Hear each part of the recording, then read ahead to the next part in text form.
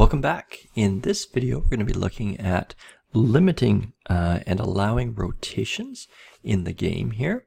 Now, if you sort of pay attention to the pieces in Tetris, you'll find that not all of them rotate completely around. Specifically, the square doesn't rotate at all, doesn't need to rotate, and the S and the Z are actually limited in terms of rotation.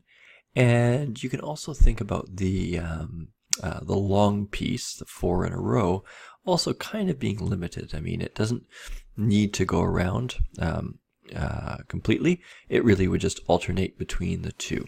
Okay, so that's sort of the idea here.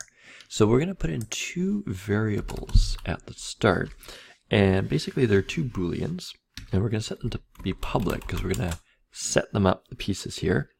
And so the first one we're going to call allow rotation.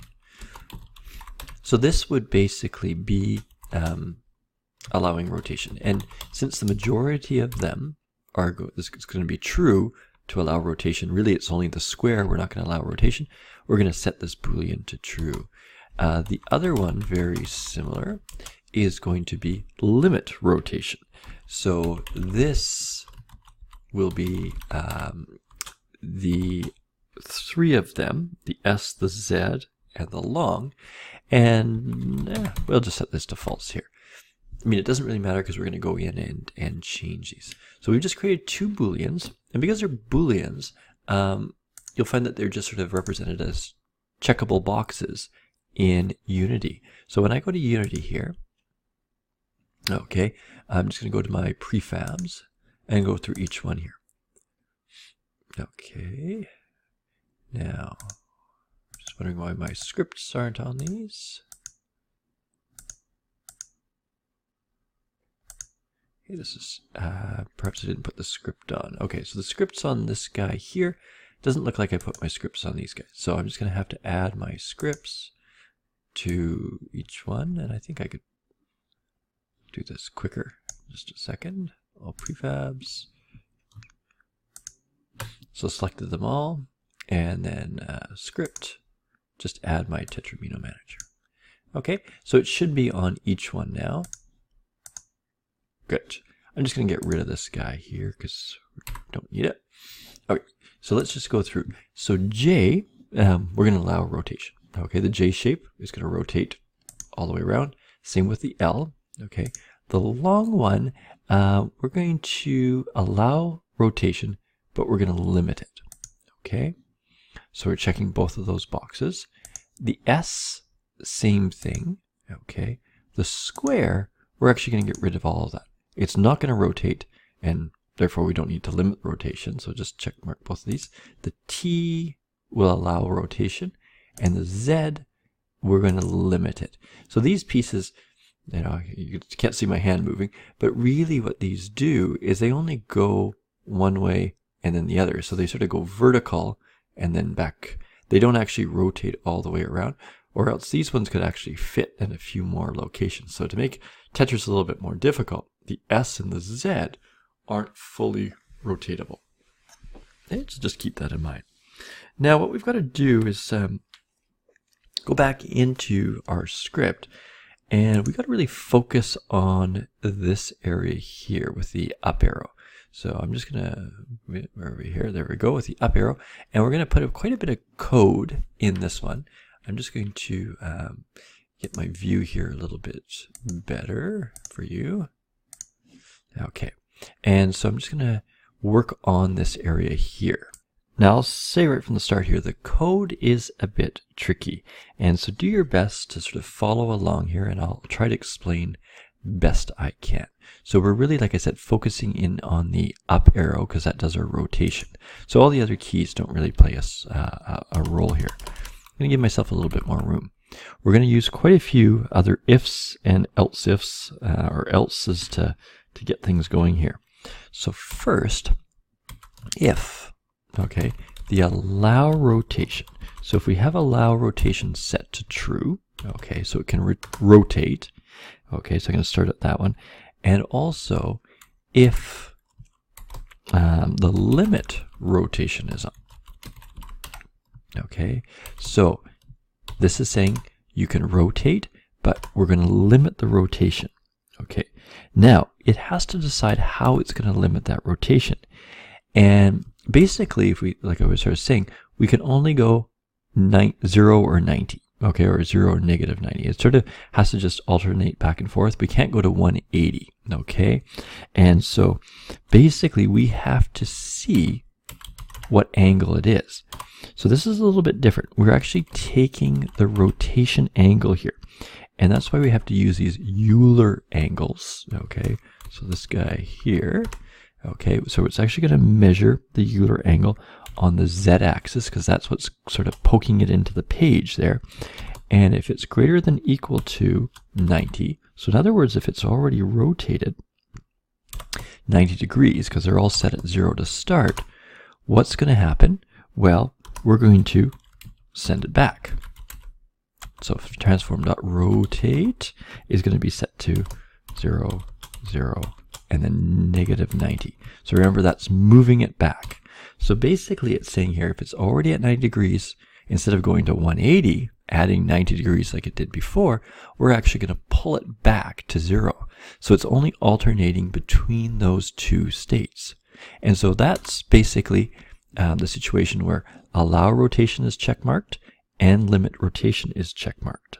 Okay, so keep that in mind there. So I'm going to end that. Now we're going to do another else here. So we got another condition. So else, so if it's greater than, like I said, if it was greater than or equal to 90, it's going to move it back. Else, it's going to rotate it just like normal. So I'm just going to copy this and put that in there. Maybe just put a note. And then make that 90. Okay, so basically that would be the situation where it starts out at 0. It can rotate. Okay, so that wasn't too bad. Let's continue here. Now, so if limit rotation was true, okay, so we've done this, then we've got another situation. So basically if limit rotation is false, so basically it doesn't have a limitation. So what I'm going to do is back this up a little bit and put another else in. Okay, so else, what it's going to do is it's going to do its regular rotation.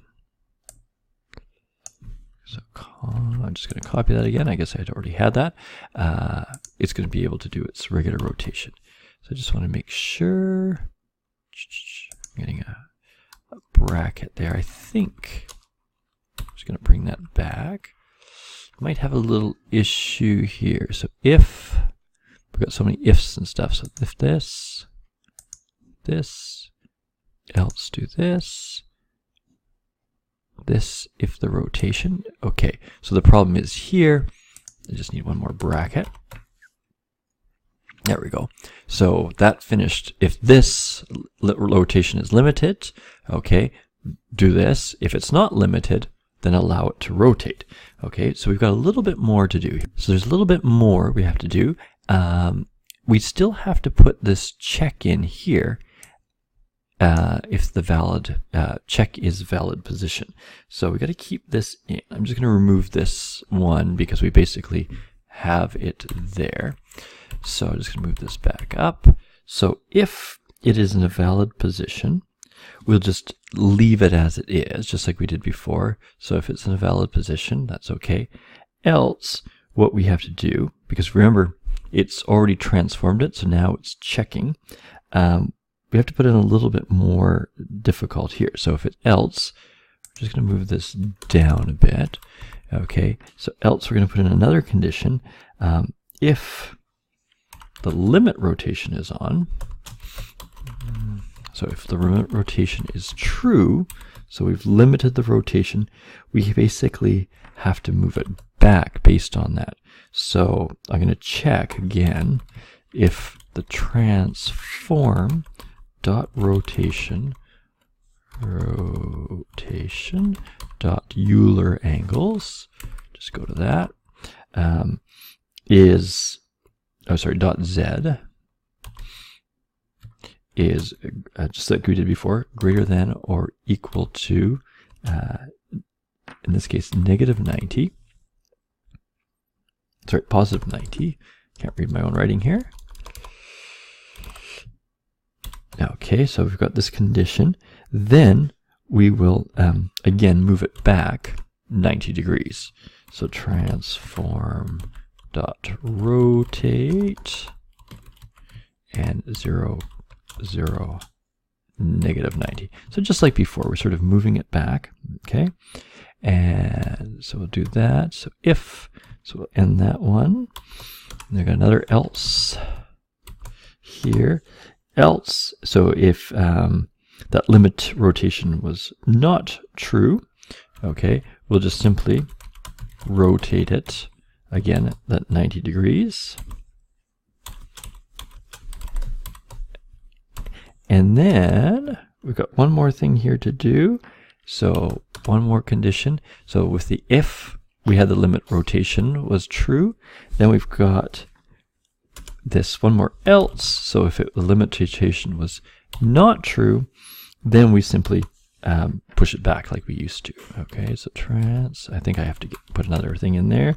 Transform.rotate and then 0, 0, minus 90.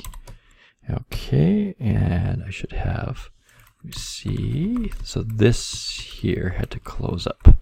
One more there. This else should be over here. And let's see, so I'm going to get rid of this guy. I guess we already had that one there. I could have rewrote it. And so we got to close that one up. I think we need one more to close up that if, or that else there. Okay, and I'm hoping we're okay. So let me just check that. Yeah, that closes up the up arrow there. So let's see if these are working. Hopefully we have no errors here.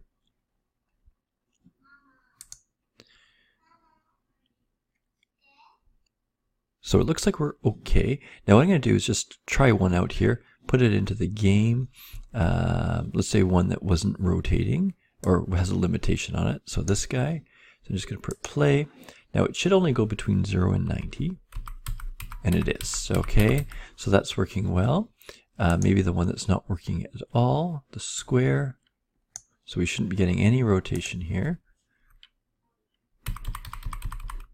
Oh, I guess, well, I've got both going here. What I'm going to do is just delete this one so it doesn't get that confusing. Chichimino long, just delete that. Okay, so the square one, which we're on. And so now if I press up, you can see on over here, it's not rotating at all. So it looks like everything's working, which is good. And that will be the end of this video. So we've got to do a bit more work, and we'll see you in the next one. In the next video, we'll look at instantiating the prefabs so that we can start actually bringing them in to sort of play the game. All right, so we'll see you in the next video.